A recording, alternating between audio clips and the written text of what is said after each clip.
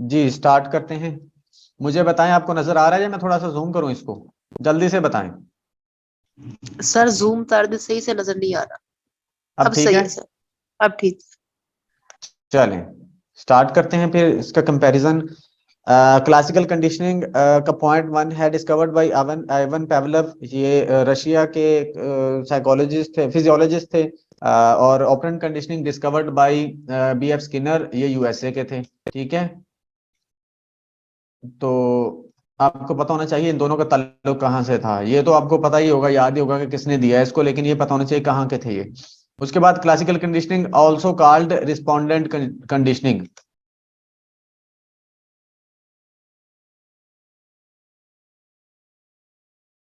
Classical conditioning को respondent conditioning भी बोला जाता है, जबकि ओपरेंट कंडीशनिंग को इंस्ट्रूमेंटल कंडीशनिंग भी बोला जाता है। ठीक है। अच्छा, ये दूसरा नाम है इनका। आगे आ जाते हैं पॉइंट थ्री हमारे पास, association between two stimuluses, two stimuli. इसमें क्या होता है, दो स्टिमुलाई के दरमियान में एसोसिएशन कायम की जाती है या कायम करता है इंडिविजुअल।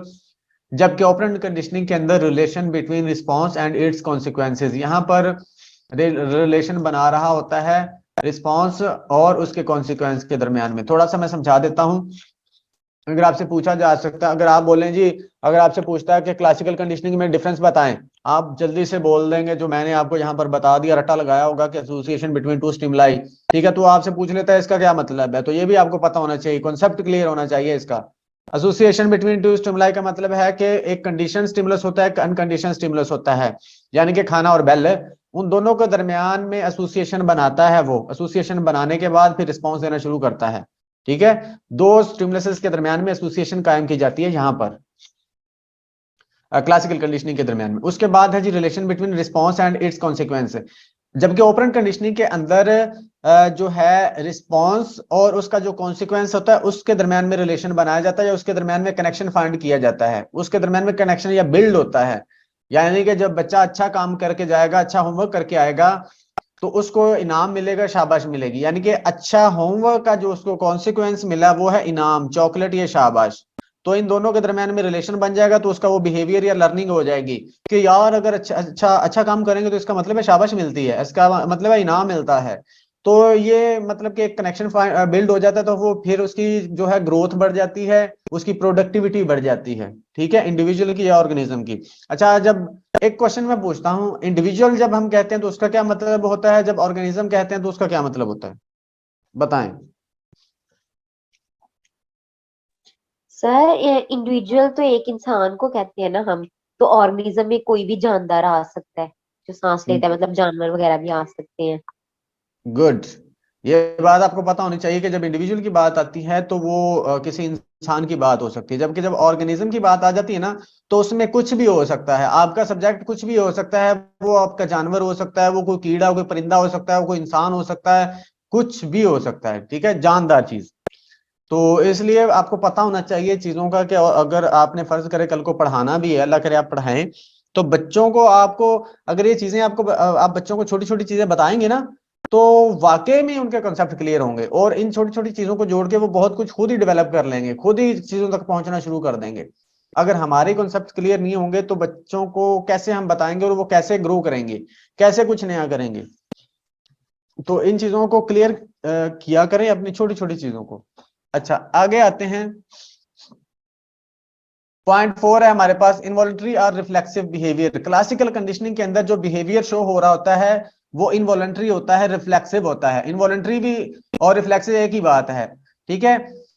अब इसका मतलब क्या है, इसका मतलब है कि जब हम स्टिमुलस लेके आते हैं किसी ऑर्गेनिज्म या इंडिविजुअल के सामने, तो वो क्या होता है, उसका जो बिहेवियर होता है वो ऑटोमेटिक शो होना शुरू हो जाता है। मिसाल के तौर पर जब डॉग के सामने खाना लाया जाता है, या हम अगर जब हमारे सामने हमारा पसंदीदा खाना होता है, तो हमारे मुंह में ऑटोमेटिकली सलाइवा क्रिएट हो जाता है। ठीक है, ऑटोमेटिकली मुंह में पानी आ जाता है, जिसको हम आम अल्फाज में बोलते हैं कि पानी आ गया मुंह में खाना देख के या खुशबू सूंघ के।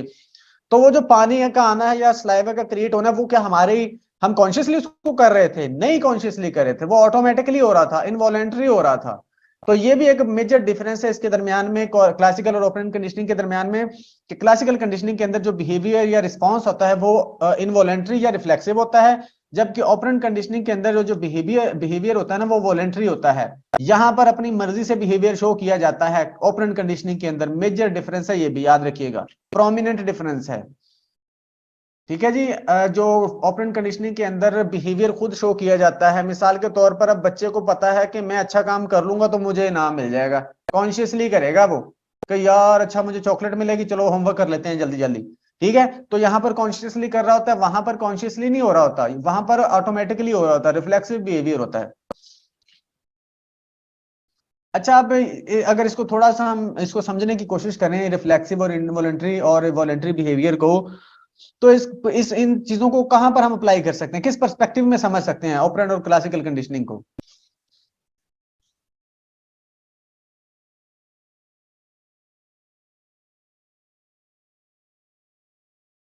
मतलब किस पर्सपेक्टिव में इसको थोड़ा सा देखा जा सकता है? मेरे माइंड में कोई चीज आ रही है जो मैं बताना चाह रहा हूँ थोड़ा सा, मिसाल के सर तौर पर। आप एक्सक्यूज मी सर, आप ये एग्जाम्पल ही पूछना चाह रहे हैं ना कि वॉलंटरी और इनवॉलंटरी को हम किस तरह समझ सकते हैं? हाँ जी, किस तरह समझ सकते हैं बताएं। सर जैसे इनवॉलंटरी डॉग का स्लाइवेट करना, तो ठीक है, ये नेचुरल है, इनवॉलंटरी है, यानी ये कोई चीज और एग्जांपल हम दें, कोई लोग। और एग्जांपल दें, कोई और दें, डेली लाइफ से दे दें, कोई और दे दें, ये तो मैंने बता दिया ना, कुछ और बताएं। जी सर, जैसे हमारी दिल की धड़कन, ये ये किसी इनवॉलंटरी है, ये ये हम लर्न ये नहीं कर किसी सकते। नहीं नहीं नहीं नहीं, ये किसी के रिस्पॉन्स में तो नहीं आ रही ना। सर जैसे दिल की धड़कन तेज हो जाती है, अच्छा, तो अगर इसमें कोई कंडीशन, फियरफुल सिचुएशन हम देखेंगे तो तेज हो जाएगी। हाँ ये इसको, हाँ इसको कहीं किसी हद तक आप कह सकते हो कि जब आप किसी ऐसी सिचुएशन में होते हो तो ऑटोमेटिकली आपका, चूंकि हमें पता है या हमने सीखा हुआ है कि जब इस तरह की सिचुएशन आनी है तो घबराना है।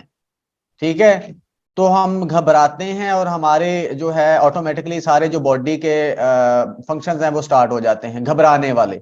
तो ये भी एक तरह की मेरे ख्याल में लर्निंग ही होती है कि हम, अच्छा अब ऐसा क्यों नहीं होता कि हम खुश होने वाली सिचुएशन में रोना शुरू कर दें और रोने वाली सिचुएशन में हंसना शुरू कर दें, ऐसा क्यों नहीं होता?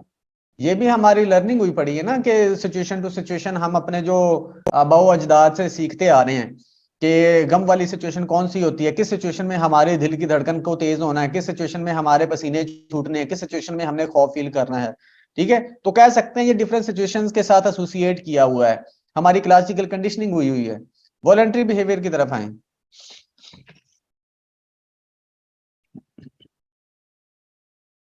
कोई सर और बताए, वॉलंटरी कोई और बताए, में कोई और बताए। Hafsa, okay okay sir, Hafsa आप ओके। आजकल पार्टिसिपेट नहीं कर रही, क्या मसला है हफ्सा? जी सर, वो एक्चुअली कुछ दिनों से मेरी तबीयत खराब थी तो इसलिए मैं क्लास नहीं ले पाई।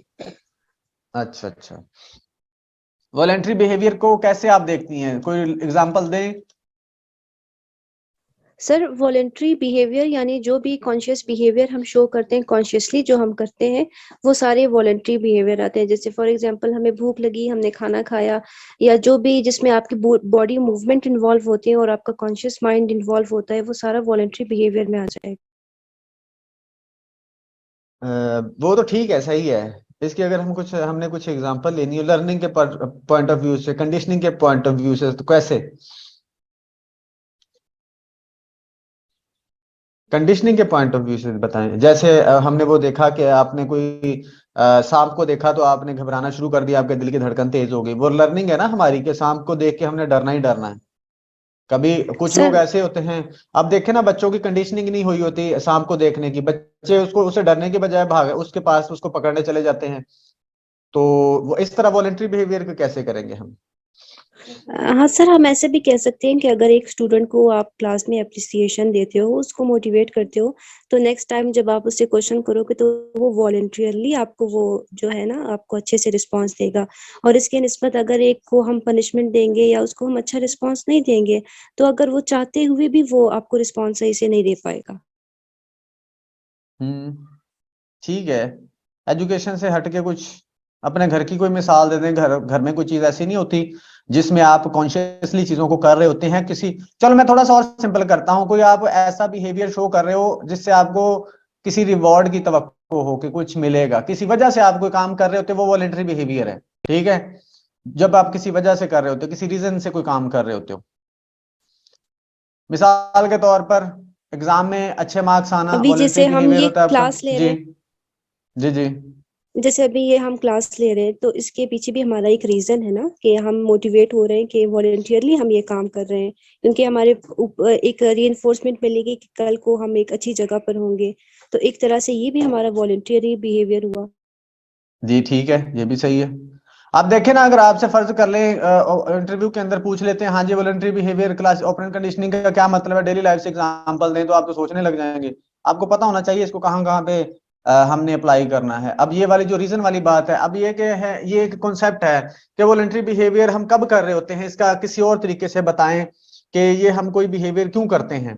तो आप ये भी कह सकते हो कि जब हम कोई भी बिहेवियर, या आपके से पूछा जा सकता है वॉलंटरी बिहेवियर को डिफाइन करें सिंपली, तो आप ये कह सकते हैं कि जब हम किसी वजह से या किसी रीजन की वजह से कोई काम कर रहे होते हैं खुद जानबूझ के, उस रीजन को सामने रखते हुए, तो वो वॉलंटरी बिहेवियर होता है।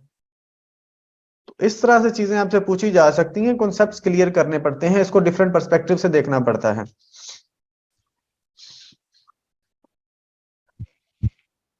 चलो जी, आगे देखते हैं पॉइंट नंबर 5 एक्सक्यूज मी हमारे सर, पास।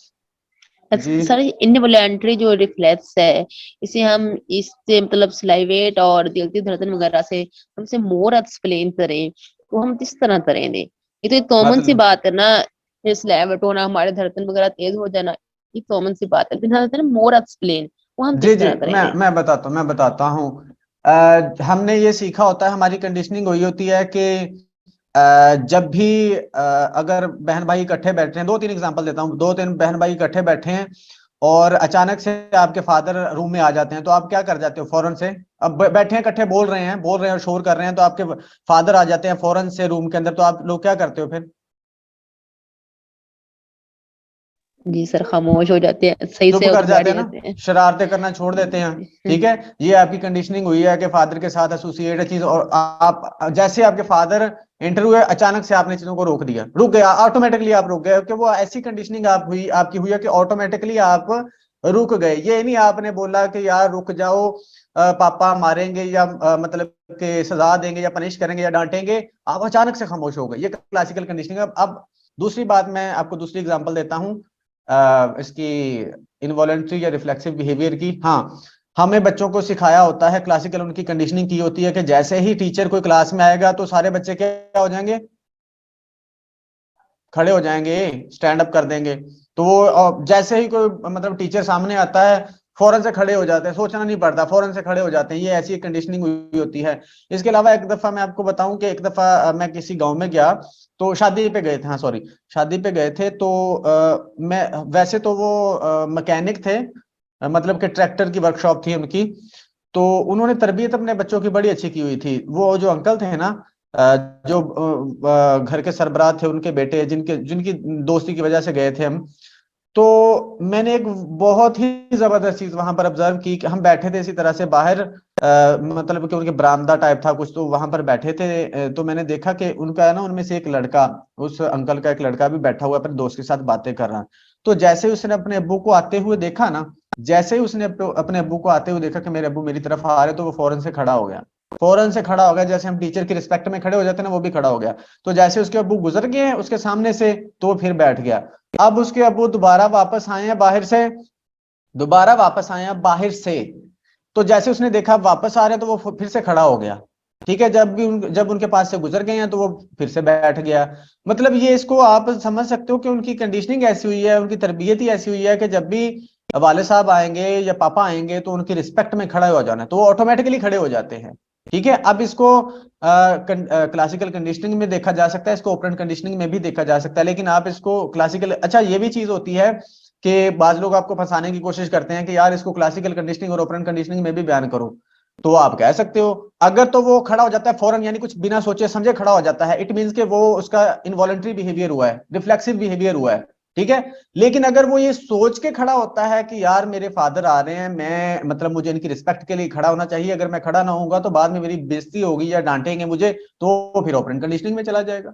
ठीक है। अगर इस तरह सोच के खड़ा होता है कि अगर मैं खड़ा हो जाऊंगा उनके अदब में, उनके रिस्पेक्ट में, तो वो बाद में मुझे क्या करेंगे, मुझ में मतलब शाबाश देंगे या मुझे अप्रिशिएट करेंगे, या फिर जो सामने लोग बैठे हैं या जो देख रहे हैं जैसे हम देख रहे थे तो वो अच्छा फील करेंगे। तो ये फिर ऑपरेंट कंडीशनिंग में चला जाता है कि एक वॉलंटरी उसने बिहेवियर किया है हमें इंप्रेस करने के लिए या हमें ये सिखाने के लिए कि बड़ों की इज्जत कैसे करते हैं। तो दोनों तरह से इसको देखा जा सकता है। तो इस तरह भी चीजों को आपको एलेबोरेट करना आना चाहिए। ठीक है, शाहीन अब आपको शायद समझ आ गई होगी। ओके सर, आ गई। ओके। इसी तरह से जो आपने रिफ्लेक्सिव बिहेवियर की बात की है, अचानक से हम जब हमारे सामने सांप आता है तो हम डर जाते हैं, हमारी हार्ट बीट तेज हो जाती है, बेहतरीन मिसाल है। हम वहां पर हार्ट बीट जो हमारी तेज होती है, हम खुद तो नहीं कर रहे होते ना कि यार हार्ट बीट मैंने सांप देख लिया तो ऐसा करो जल्दी जल्दी से तेज हो जाओ। ठीक है, हमारा अचानक से कोई ऐसी सिचुएशन आती है, एक्सपीरियंस होता है, हमें पसीना आना शुरू हो जाता है, हमारा दिल घबराना शुरू कर जाता है। तो ये सारे इनवॉलंटरी और रिफ्लेक्सिव बिहेवियर होते हैं। ठीक है, आगे बढ़ते हैं। Point number 5, stimulus comes first. यहां पर होता है जो स्टिमुलस आता है पहले, स्टिमुलस पहले दिया जाता है, उसके बाद आता है रिस्पॉन्स। ठीक है, क्लासिकल कंडीशनिंग के अंदर मिसाल के तौर पर खाना सामने आएगा तो मुंह में पानी आएगा, सांप सामने आएगा तो पसीना आएगा, सांप सामने आएगा तो धड़कन तेज होगी। यहां पर क्या होता है ऑपरेंट कंडीशनिंग के अंदर के यहां पर रिस्पॉन्स पहले आता है, यहां पर रिस्पॉन्स पहले दिया जाता है फिर स्टिमुलस मिलता है। मिसाल के तौर पर अच्छा होमवर्क होगा तो उसको इनाम मिलेगा, अच्छा होमवर्क बच्चा करेगा तो उसको चॉकलेट मिलेगी। ठीक है, इस चीज को जहन में रखना। ये भी एक बाज दफा ये पूछ लिया जाता है कॉन्सेप्ट है ना कि इसमें क्या मतलब है। अच्छा, इसका ये जो ऑपरेंट कंडीशनिंग है इसका ये मतलब नहीं है कि ये जो रिस्पॉन्स आ रहा होता है या बिहेवियर आ रहा होता है इसके पीछे कोई स्टिमुलस नहीं होता, वो स्टिमुलस भी होता है। लेकिन अगर इस दूसरे टर्म में देखें, जिस टर्म में मैं आपको समझा रहा हूं, तो पहले यहां पर रिस्पॉन्स देना होता है फिर स्टिमुलस मिलता है। या इसको इस तरह भी कह सकते हैं कि रिस्पॉन्स पहले आता है फिर उसका कॉन्सिक्वेंस मिलता है। ठीक है, तो दोनों तरह से इसको देख लेना है जैसे भी पूछा जाए। पॉइंट नंबर 6 है हमारे पास, also called stimulus response conditioning. इसको स्टिमुलस रिस्पॉन्स कंडीशनिंग भी बोलते हैं, also called response stimulus conditioning. दोनों को एक दूसरे के उलट बोलते हैं, यहाँ रिस्पॉन्स पहले आता है और सॉरी स्टिमुलस पहले आता है, यहाँ रिस्पॉन्स पहले आता है। अच्छा, उसके बाद पॉइंट 7 है response under control of stimulus. यहाँ पर जो रिस्पॉन्स होता है ना या जो बिहेवियर होता है वो स्टिमुलस के कंट्रोल में होता है। स्टिमुलस मिलेगा तो बिहेवियर आएगा, रिस्पॉन्स आएगा, अगर स्टिमुलस नहीं मिलेगा तो नहीं आएगा। जबकि ऑपरेंट कंडीशनिंग के अंदर response under control of organism, यहाँ पर ऑर्गेनिज्म यानी कि इंडिविजुअल के कंट्रोल में होता है। वो करना चाहे तो ठीक है, अगर नहीं करना चाहे तो ना सही। अगर उसको नीड होगी कि मुझे इनाम चाहिए या मुझे रीइंफोर्समेंट चाहिए या मुझे स्टिमुलस चाहिए तो वो कर लेगा, अगर नहीं करना चाहेगा तो नहीं करेगा। ठीक है, आपने देखा होगा बाज दफा किसी को आपने घर में देखा होगा कि बाज दफा अपने छोटे बहन भाई को अगर आप ये भी बोले ना कि आपको 10 रुपए दूंगी या दूंगा तो ये काम कर दो या चीज लेके आओ, तो वो 10 रुपए लेके भी नहीं जाता। ठीक है, तो वो मतलब कि वहां पर ऑपरेंट बिहेवियर, ऑपरेंट कंडीशनिंग वाला बिहेवियर शो कर रहा होता है कि मैं नहीं जाऊंगा भाई। तो ठीक है, इस यहाँ पर जो बिहेवियर कंट्रोल में होता है किसके, ऑर्गेनिज्म या इंडिविजुअल के। अच्छा, point number 8, conditioned and unconditioned stimulus are well defined. यहाँ पर कंडीशनड और अनकंडीशनड स्टिमुलस डिफाइंड होते हैं। ठीक है, जैसे वो यानी कि बेल और क्या था, खाना था हमारे पास। अच्छा, उसके बाद conditioned stimulus is not defined, यहाँ पर कंडीशन स्टिमुलस डिफाइन नहीं होता। ठीक है, जैसे वहां पर बेल थी, यहाँ पर कोई कंडीशन स्टिमुलस डिफाइन नहीं होता। अच्छा, उसके बाद पॉइंट 9 है हमारे पास, one can choose to be the part of new behaviour here. यहां पर जो होता है ना इंडिविजुअल या ऑर्गेनिज्म, वो चूज कर रहा होता है कि उसने नया बिहेवियर शो करना है या नहीं। सॉरी, यहाँ जो क्लासिकल कंडीशनिंग के अंदर जो होता है ना ऑर्गेनिज्म या सब्जेक्ट जो होता है वो नहीं चूज कर सकता कि उसको नया बिहेवियर शो करना है या नहीं करना, या उसको ये वाला रिस्पॉन्स देना है या नहीं देना, क्योंकि यहाँ पर तो इनवॉलंटरी होता है ना, तो यहाँ पर तो उसके कंट्रोल में नहीं है। ठीक है, क्लासिकल कंडीशनिंग के अंदर। जबकि ऑपरेंट कंडीशनिंग के अंदर टोटली कंट्रोल में होता है, किसके, ऑर्गेनिज्म के। तो वो उसकी मर्जी है, वो उस चीज का पार्ट बनना चाहे या ना बनना चाहे। ठीक है। अच्छा, उसके बाद पॉइंट नंबर 10 हमारे पास, extinction due to removal of unconditional stimulus. यहाँ पर अगर अनकंडीशनल स्टिमुलस को हटा लिया जाएगा तो एक्सटिंक्शन हो जाएगी, यानी कि अनलर्न कर लेगा चीजों को, वो छोड़ देगा, रिस्पॉन्स देना बंद कर देगा। जबकि यहाँ पर क्या होगा, यहां पर extinction due to removal of reinforcement और पनिशमेंट। यहाँ पर रीइंफोर्समेंट और पनिशमेंट की बात होती है, इसकी वजह से जो है एक्सटिंक्शन हो रही होती है या नहीं हो रही होती। अच्छा, पॉइंट 11 है हमारे पास, associated with already existing behaviour. इसको एसोसिएट किया जाता है पहले से एग्जिस्टिंग बिहेवियर के साथ, जबकि ऑपरेंट कंडीशनिंग के अंदर क्या किया जाता है, ऑर्गेनिज्म और individual first show its behaviour then get reinforcement और पनिशमेंट। पहले वो अपना बिहेवियर शो करता है, फिर उसको रीइंफोर्समेंट या पनिशमेंट मिलती है। जी, ये था हमारे पास comparison. Classical and operant conditioning बहुत ही इंपॉर्टेंट है। अगर आप दोनों कंडीशंस को समझना चाहते हैं, बेसिक कॉन्सेप्ट्स, तो ये एक अच्छा बनाया हुआ है कंटेंट। कोई क्वेश्चन है तो पूछें। सर ये क्लासिकल कंडीशनिंग में जो 11 पॉइंट है ये जरा रिपीट कीजिएगा। एसोसिएटेड विद एग्जिस्टिंग बिहेवियर, पहले से जो बिहेवियर कोई एग्जिस्ट करता होगा ना, उसके साथ एसोसिएट करेंगे हम चीजों को, उसके साथ कनेक्शन बनाते हैं चीजों का। जैसे मिसाल के तौर पर हमारे पास हमारे पास पहले से मौजूद था खाना, ठीक है, खाना मौजूद था ना पहले से हमारे पास, तो उसके साथ हमने एसोसिएट कर दिया कि इसको बेल को, पहले से एग्जिस्ट कर रहा था ना वो हमारे पास खाना, जो रिस्पांस दे रहा था, सलावा दे रहा था या हमारा इनवॉलंटरी रिस्पांस क्रिएट कर रहा था, हमने उसी के साथ एसोसिएट कर दिया बेल को। और सर ये जो ओपरेंट कंडीशनिंग में पॉइंट नंबर 5 है, रिस्पांस और बिहेवियर कम्स फर्स्ट, इसमें एजुकेशनल बैकग्राउंड के अलावा कोई और एग्जांपल जरा मुझे बताइएगा। रिस्पांस और बिहेवियर कम्स, जैसे मिसाल के तौर पर कैसे एग्जांपल लेना चाह रही हैं आप, मुझे थोड़ा सा क्लियर करें फिर मैं बताता हूँ। सर आपने एजुकेशन के हवाले से बताया था ना कि मतलब अगर बच्चा कोई अच्छी परफॉर्मेंस शो करेगा तो एक तरह से वो रीइंफोर्समेंट हो जाएगी, तो हम बाकी सोसाइटी के वे में हम इसको कैसे देखेंगे अगर कोई हमसे पूछे। हाँ, सोसाइटी के वे में आप इसको वो जो मैंने आपको एग्जांपल दी थी रिस्पेक्ट वाली, कि किसी का रिस्पेक्ट करने के लिए, जैसे वो मैंने बच्चे की मिसाल दी थी कि वो अपने अब्बू को देख के खड़ा हो जाता था, अब वो क्यों मतलब बिहेवियर क्यों शो कर रहा है कि उसके अब्बू बाद में उसकी तारीफ करेंगे या हम लोग तारीफ करेंगे कि यार तू तो बड़ा मुअद्दब बच्चा है, ठीक है, तो ये रिस्पेक्ट वाली मिसाल भी उसमें आती है। ठीक है, इसके बाद आप कह सकते हैं कि खेल के दौरान अच्छा परफॉर्म करना, जान लगा के खेलना, कि यार बाद में अगर मैं अच्छा परफॉर्म कर लूंगा तो मेरी मतलब कि शाबाश होगी, या मुझे इनाम मिलेगा, या मुझे मेडल मिलेगा, या मुझे शाबाश मिलेगी। इसी तरह एग्जाम में अच्छा परफॉर्म करना कि बाद में मेडल मिलेगा या घर वाले इनाम लेके देंगे। ठीक है, इस तरह से बहुत सी मिसालें बनती हैं। और रिवॉर्ड मिलना ना, किसी भी परफॉर्मेंस पे आपको रिवॉर्ड जो मिलता है, जी तो जी उससे बिल्कुल, जी जी, ये रिवॉर्ड के साथ आप इसको एसोसिएट करके याद कर लें, ज्यादा अच्छे से हो जाएगा आपको। जी ठीक है सर, थैंक यू। हाँ जी, वेलकम जी। किसी और का कोई क्वेश्चन है तो। सर ये ओपेरेंट कंडीशन में से तैयार है ना, पहले रिस्पांस शो करेंगे बाद में आपको रिवार्ड मिलेगा, ठीक है सर। जैसे जी हमारे लर्निंग हुई है, जैसे हमने पहले स्टिमुलस सांप आया, हम डर गए, लेकिन अब जी, ओपेरेंट कंडीशन में पहले हम डरे बाद में सांप आया। नहीं नहीं, ये आप उस वाली मिसाल पे ना अप्लाई करें इसको।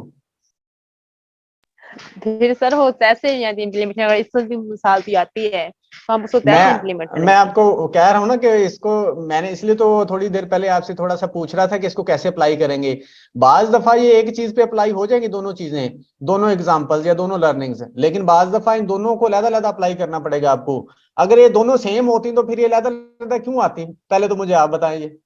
अगर आपसे ये पूछ रहे तो आपने अच्छा किया, ये क्वेश्चन रेज कर लिया कि ये हम इसको सांप वाली मिसाल पे अप्लाई कर सकते हैं कि नहीं। बाज दफा ऐसा होगा कि एक एग्जांपल पे आप दोनों को अप्लाई कर दोगे, जैसे मैंने वो रिस्पेक्ट वाली बात की थी कि अगर वो कोई कुछ सोचे बिना खड़ा हो जाता है बच्चा, तो फिर वो क्लासिकल कंडीशनिंग को वहां पर एक्सप्रेस कर रहा है। लेकिन अगर वो ये सोच के खड़ा होता है कि यार बाद में मेरे अब्बू तारीफ करेंगे या जो सामने बैठे लोग हैं वो मेरी तारीफ करेंगे, मुझे अच्छा समझेंगे, तो वो फिर ऑपरेंट कंडीशनिंग को एक्सप्रेस कर रहा है। ठीक है, लेकिन बाज जगह पे ये अप्लाई नहीं होगी दोनों एक दूसरे पे, बाज जगह ये अलग-अलग अप्लाई हो रही होंगी, जैसे आपने सांप वाली मिसाल बोली है। ठीक है, तो इस तरह चीजों को समझना है। अगर ये दोनों एक जैसी होती तो फिर ये अलग-अलग ना होती, थोड़ा सा ओके सर, डिफरेंस है इनमें। यानी ये हर जगह पे अप्लाई नहीं होती। हाँ जी, आप कह सकते हैं, लेकिन अगर आप इसको घुमा फिरा के करना भी चाहें तो कर भी सकती हैं, इसमें कोई इशू नहीं है। मिसाल के तौर पर अब आपने सांप वाली मिसाल बोली है ना, अब सांप वाली मिसाल मैं आपको थोड़ा सा कोशिश करता हूँ समझाने की, इसको मतलब उसी पे अप्लाई करने की। आपने क्लासिकल कंडीशनिंग को एक्सप्रेस कर दिया, आपके सामने सांप आया, आपने रिफ्लेक्सिव बिहेवियर शो कर दिया, लेकिन आप डरे क्यों हैं उससे? आप डरे क्यों हैं? क्यों? क्योंकि आपको कोई नुकसान ना पहुंचे। आप डरे क्यों या आप वहां से भागे क्यों हैं? आपने चीखना क्यों शुरू कर दिया? आपने चीखना इसलिए शुरू कर दिया कि आपको, आपके जहन में आया कि यार सांप काट लेता है, उसके बाद बंदा मर जाता है। तो आपने वो रिवॉर्ड लेने के लिए, जिंदगी का रिवॉर्ड लेने के लिए या अपनी लाइफ को बचाने का रिवॉर्ड लेने के लिए वहां से भागना शुरू कर दिया। तो इस तरह से भी आप इसको थोड़ा सा ना घुमा फिरा के उस पर अप्लाई कर सकते हो। लेकिन पहला स्टेप सांप देखने में आपका क्लासिकल कंडीशनिंग का ही आएगा। वहां पर आपने क्लासिकल कंडीशनिंग को पहले एक्सप्रेस किया है, बाद में आप ऑपरेंट कंडीशनिंग को एक्सप्रेस कर रहे होगे वहां पर। लेकिन ये एक चीज और यहां पर आती है कि आपने, यहां पर लर्निंग की बात हो रही है, कि कंडीशनिंग की बात हो रही है कि जब आप किसी चीज के थ्रू कोई बिहेवियर शो कर रहे हैं, यानी कि पहले आपकी लर्निंग हो चुकी थी, ये लर्निंग के बाद की मिसाल है। ठीक है, ये आपको वैसे तो यहाँ पर हम ये समझा रहे हैं ना कि आप कैसे लर्निंग करवाएंगे, ये बेसिकली इसमें लर्निंग कैसे होती है। बाद में जब आप मतलब कोई कहीं पर कोई बिहेवियर शो कर रहे होंगे, तो फिर क्या होगा, फिर आप उस लर्निंग को एक्सप्रेस कर रहे होंगे जो आपकी पहले से कंडीशनिंग हो गई होगी। थोड़ी सी कंफ्यूजिंग सी बात है, लेकिन इसको छोड़ें, मैंने आपको, आई होप कि आपको जो आप बात समझना चाह रही थे वो मैंने समझा दी है। वो तो सर सही है। समझ आ गई है? नहीं आई तो बताएं, दोबारा मैं बताता हूँ।